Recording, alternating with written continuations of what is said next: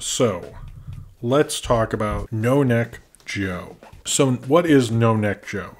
I'm not specifically just talking about the original cartoon. If you look at, No Neck Joe has an interesting history, and I know that Craig McCracken is known for his other short from his time in CalArts that blew up and eventually became the Powerpuff Girls. He also made another short that actually went on to become a different thing. Craig McCracken had a crazy successful run as a animation student in college, because No Neck Joe started in 1991 as a short with a bunch of gags about a kid who had no neck. He goes to various situations. He goes to the zoo. He gets teased a lot by bullies, who make fun of him for not having a neck. Dracula can't bite him because he has no neck. He can't be hung in a western town.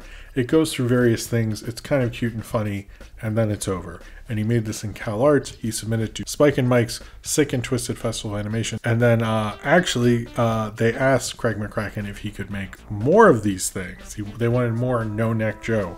So he actually went and made more of these things. Now, there's sort of three eras of No Neck Joe, who is just this little blob thing. He has no neck. That's the whole joke. They're very quick and cute and silly and innocent and things like that, which seems to be what Spike and Mike originally, at least, liked about it. It's very much in the Craig McCracken style.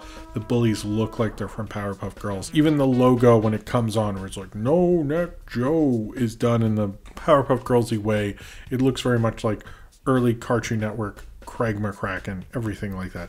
It's fun. It's a bit of a trifle of a thing, but it's cute and fun. I look at actually the first short as like a short you'd make in college that shows you could direct something. Everyone in the audience at the screening laughs. You feel really good about yourself, and you move on with your life. Well, Craig McCracken didn't get to do that part. So what happened is, in '96, they asked to make more No Neck Joe. He was busy with other projects, Powerpuff Girls and other Cartoon Network stuff, so he couldn't do it. But these were instead, the next group at least, were done by DNA Productions in Dallas, Texas, animated by Tim Hatcher, who would go on to do things for Book of Life and actually animate on Scoob, and Debbie Dunning, who I can't find much on because unfortunately her name is the same as the woman who is the woman on Tool Time on Home Improvement. So I'm very sorry, I really could not find anything on her. If you are watching this, I actually apologize. I tried. Basically, they made 4 more. These are sort of the same thing, but the shorts that Spike and Mike made, instead of one short has like 4 or 5 different gags in it, because the original short plays is like almost like you're watching 4 different shorts, but they're quick. Instead, you get one gag per cartoon and they go on and so forth. Craig McCracken at least storyboarded these 4, I can say that for sure. They were fine, they were cute, they were not as, I think really the top of it, the height of it was Craig McCracken animated and directed in 1991. They're fine and cute and whatever. And you could kind of, I guess they play these between cartoons. They're kind of like a filler sort of thing. The 96 ones I sort of like, to be honest with you. And then in 1998, they made 5 more. Now these look like they're done in Flash. And this is when the series gets kind of bad.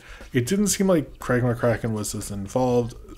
They do have one that I actually really liked where No Neck Joe's in sort of a death match, like wrestling thing. That one was a little better, but there's another one where he gets violent. He starts getting angry. He's not this cute little No Neck Joe anymore. He's like this angry Joe, and he like kills a turtle in the last one. And I was like, how did this character get here?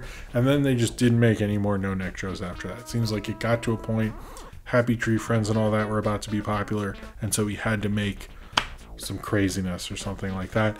I like these as like kind of like a weird character that Craig McCracken made that didn't really, that went on and had this like future that we don't really talk about. It's not Powerpuff Girls, it's not Wonder Over Yonder, it's not anything like that. It was like this film festival thing that he happened to make. He didn't really pitch it. They came to him and wanted to see more of them. A lot of these are on the Lost Media wiki. Actually, it has all 10. A few of those are on Google Drives, not on YouTube. So if you want to see all the No Neck Joes, you can. Another person that worked on this, credited on IMDb, is Keith Alcorn. I'm not sure what he did He's not actually on any of the cartoons that I could see. It is interesting, in the first No Neck Joe cartoon at the end, he thanks Conrad Vernon and Mark Osborne. It's a fun little cute thing. I prefer the first one. If you are only going to watch one No Neck Joe, watch the Craig McCracken thing. It just shows like how much potential he even had in his college shorts that people are like, well, we could make this and do more of a series. I think they actually could work as like station ID things, you know, like cute little things you see on TV or something like that, but they don't really go much beyond that. No Neck Joe is kind of like a silly, cute little concept that should have never been more than a one little short, and became a lot more and went on till like when he was knee deep in the Powerpuff Girls for some reason. I hope Craig McCracken got a good chunk of change for it. I would love to see No Neck Joe in other stuff. In some ways these shorts like sort of only work if you've seen them. Like there's one where he dreams he has a neck, but it doesn't really set anything up very well. It just feels like a premise that only worked in his one little short very well and never reached the same potential, other than the wrestling one, which I don't really like the 98 ones, but that one worked pretty good. It just feels like something that should have only been what it originally was and got stretched out beyond what it ever should have been. But I think it had a better run than most of shorts like this get to have, and maybe it was a little more deserving of that because you look at the animation and you look at the design and you look at the sweetness and you kind of almost want it to. But the better part of you probably knows it probably just should have stayed with Craig McCracken and CalArts and not gone on to, you know, decapitate a turtle or whatever.